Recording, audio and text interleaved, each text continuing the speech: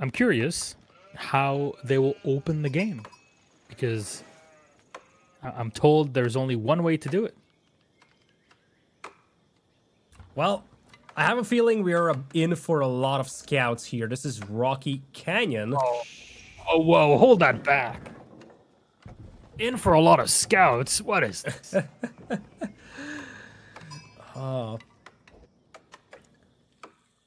Now, this is one of those maps, talking about Rocky Canyon, where you don't have much wood to work with in the long run. So, if this game goes into that long Archer Slugfest, or even Scout Slugfest, but mostly the Archer Slugfest, that could be problematic for the players because they will start running out of wood. Now, from that perspective, you probably have a little bit more forgiving base for LucifroN, I would think. His initial 2 forests are, I think, a little bit more secure. But one thing I love about B's position is that he's kind of situated east, and there is that cliff on the east side as well, so he could have that very nice, safe, secure area at the back if he was off to the north. We've barely seen any trade today, really, for Malians. Not enough to be in any substantial way, so hope we get some variety in that. Maybe the choke points and design of the map itself will prove to be more easily wallable, rather than having to rely on nearby forests. A lot of gold that you can use in really each one of the 2 sides of the map. Could be. I just feel like this is one of those matchups where it's a matter of who blinks first. If you want to go for trade, then you have to do so while kind of still mirroring what the opponent is doing. And we have seen in the previous matchups, it's all about that big, massive scout buildup.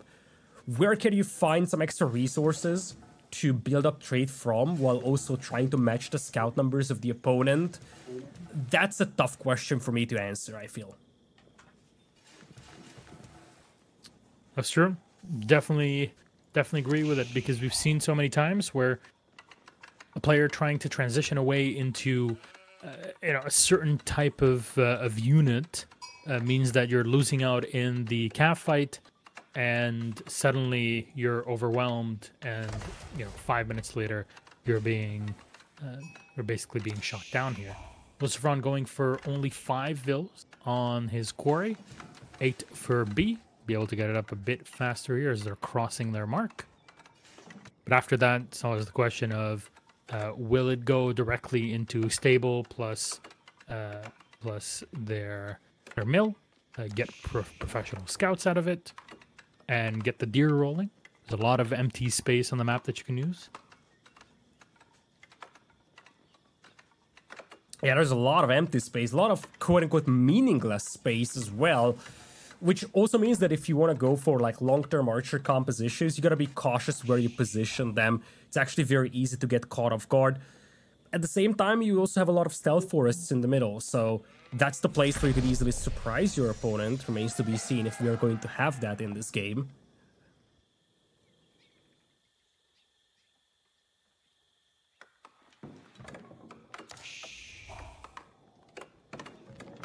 So, where are those stables?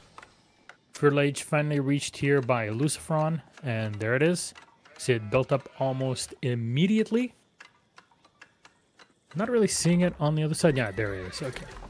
Just took an extra moment here for the proper amount of wood to be collected by B.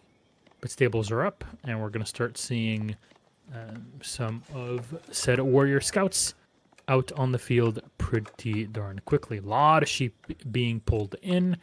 A lot of extra food that can be used up. Pretty close between both players. So economically and all speaking, at this level of play, you're expecting things to be as mirrored as possible until you're hitting the 6-minute mark where a mass of warrior scouts is coming out. Yeah, it's really about who is willing to make the first change. Whether that's detaching a couple of horsemen trying to get some raids going, or whether that's mixing in some donzos, but whoever is making that first change is going to be the one that initiates this grand shakeup of things. Until then, it is going to be indeed just 2 players fighting it out with scouts, and it could easily come down to just small micro battles like this one. Beautiful pick over there. That's because the scout upgrade wasn't there for B. Lost the scout before getting that upgrade in, and that's a nice little edge for LucifroN to start with. Yep. That is, in the grand scheme of every bit of fighting is going to have a later impact on you. It is pretty important to keep in mind. Now, 4 scouts are kind of pulled together. It's a big fight around the bottom of the hill. Now, 4v3. Usually we're expecting a bit of poking, a bit of damage here done between both players, but nothing really that would end the game or even allow you to push super deep into your opponent, just because of how, I guess, the SimCity happens for Malians, where you have a lot of really concentrated buildings, and you can use that pretty effectively for defense, especially when it's this early into the game.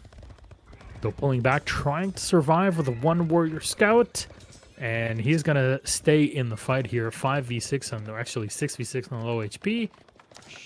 Or pulling back or establishing some dominance. Yeah, Professional Scouts is in for B, so he's going to ferry in the first batch of carcasses.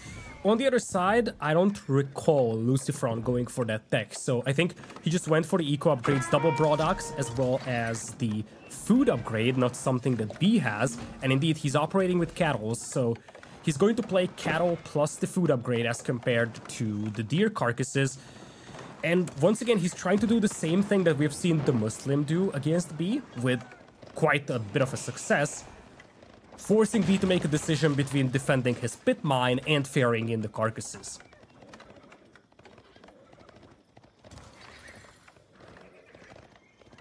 So, all equal pretty much between both of our players. Yes, LucifroN might have 1 or 2 extra scouts here and there, but B is pretty close to his rally point, so defense will always have an advantage in that manner. We've seen these openings pretty much in the same exact way with every Malian mirror that we've had so far, and trust me, we have had one too many, maybe a few of them over our playday today.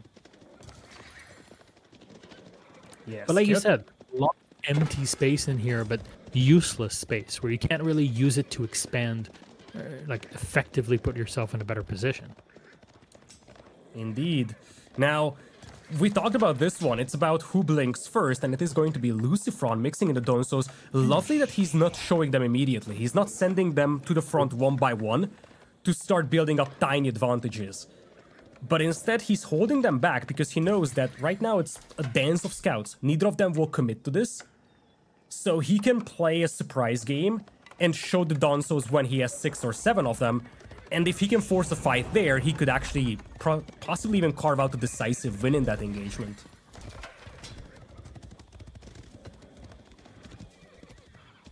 And very good to get that swap and keep it all hidden. Despite all of this, LucifroN has kept up with his cav production. So he has not really relented, and like you said, it's whoever really makes that first mistake. Now, the Donsos are going to be spotted in the back. They're pushing up. They're trying to do the burn damage on that pit. Might be able to clear out a villager here. Should be a good spot to be in. There it is. He's so low on HP. Is it really worth the rush towards it? So low. There's the cleanup. A big fight is happening around the building that had not gone up just yet. The Donzos are doing work clearing out the back. Look at the amount of damage that they're doing with those spears. And they're going to force B back. Look at that. And 21-14 in military. And that's the Donso effect. Even just a handful of them turning the tide of the battle, and suddenly you deny the second pit mine, and this is the advantage that LucifroN has been looking forward to. Warrior scout numbers are identical, but now you have the Donzos mixed in. I only see 2 of them on the battlefield, but when the other 5 arrive, this is going to be a very challenging fight for B, and he's going to have to start mixing in archers. They're going to rally together, and there's already archers being put on the board for B. A couple in production. We'll have to keep it all up at the same time. Go for the swap and bring in sofas at the same time, which he's already doing. So now it's about surviving, about keeping this mine up as long as possible, and seeing maybe if you can have more of your cav surviving. Unfortunately, the sofa here has been spotted already. The mine will go down, keeping up the damage on the rest of the buildings. There's good map presence for LucifroN. Yes, it is. Now, B is mixing in archers, slow and steady. So he's going to have the answer to those Donzos eventually. This is a momentum-based play here for LucifroN. He needs to make something out of this before tech switch is completed by B. And I like what he's doing. He's managed to destroy the pit mine. Would love to see him playing even more aggressively, just really force engagements with B before he has the archer mass. But behind this one, he's thinking about Castle Age, and that's probably the best way to go. Just go into Castle Age. You can even afford to trade this army off, because you could just go for poison arrow archers once you get to Castle. That's true. If you can get a few Vil snipes in the meantime, that'll also be excellent. That's not the case. He's able to spot out the scouts that are out of position trying to collect deer. And they are substantially slower because they are carrying those carcasses on top of them. The question is, with only scouts in here, is it worth going for the fight? No, it is not. Especially with the Dunzos being far away from their scout cav friends.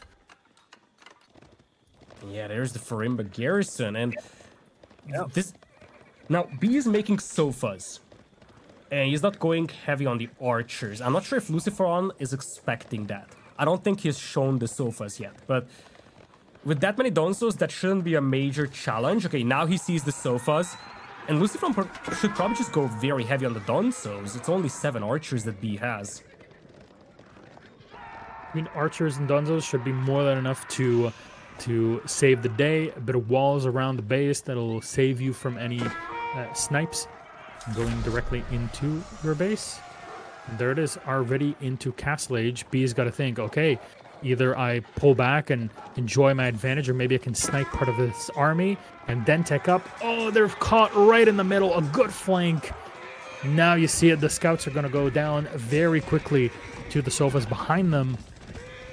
And they're just trying to survive with whatever really numbers they can have. Back at home, there's 14 Donzos that can help, but they're a bit too far away. And pulling all the way around, that should be exposing here LucifroN one of his mines. But the wall comes up. We're trying to buy some time until it does go up indeed, but there it is. Finally, the reinforcements are coming, and that should be able to save the mine and also whatever's left of the army.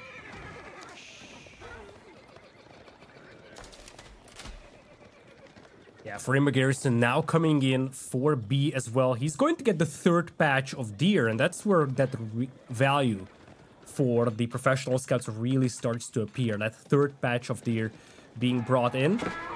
Love the diversion as well by B, making sure that he makes it back home with those deer carcasses. On the other side, it looks like there's going to be a heavy shift into javelin throwers by LucifroN to support this with. Actually catches most of the archers off guard. Beautiful flank. And with the Donzos, the javelin throwers, and the cavalry here, he can take a really good engagement. B has to just bail on this, and he's going to have to forfeit all the archers to save the cavalry. I would have loved to have the cav here that was off getting the deer, but that's the gamble that you're taking. A lot of damage being done on the sofas. You want to mass them up so they can help you later on in major fights, but here the Donzos doing work, clearing up a massive amount of these sofas, and now you're going to be able to pressure the villagers. You might even be able to spot all of those scouts in the back, but it doesn't really matter if you're sniping off the vills and the army. 52-17. LucifroN is putting in so much work, now pushing right into B's face on his in his base, and those skirmishers coming in, the javelins in support.